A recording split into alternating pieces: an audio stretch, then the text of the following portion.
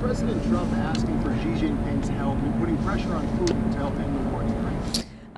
I won't get into the details of the conversation this morning other than what the president put out on Truth Social. He put out his own readout of that, and I will leave it to that. But I did speak with him about the call. It lasted about an hour, and it was a very positive call. The focus of the call was really Russia-Ukraine did come up, but the focus was mainly on the trade deal that we are working on with China and those relations and how they are moving in a positive direction. President also addressed our farmers, and we are pleased with what we've seen from the Chinese, and they feel the same way. And the president and President Xi discussed continuing to stay in correspondence following their very productive meeting in South Korea.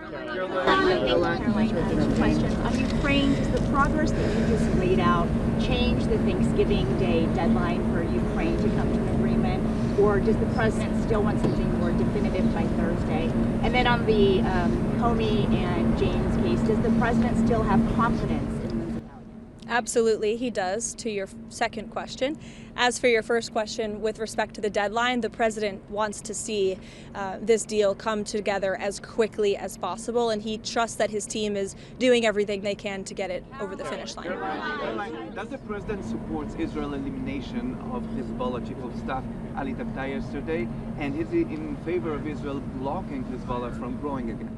I haven't spoken to the president about that strike specifically, but of course the president supports Israel's right to defend itself and to take out any terrorist threats in the region. Jake?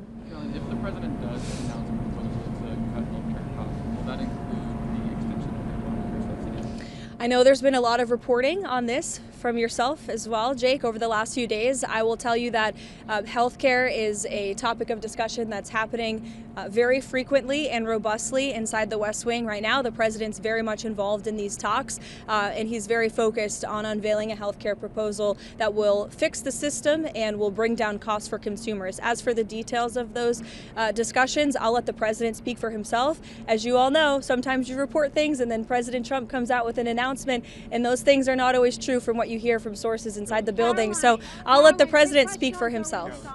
Sure, go ahead, Kara.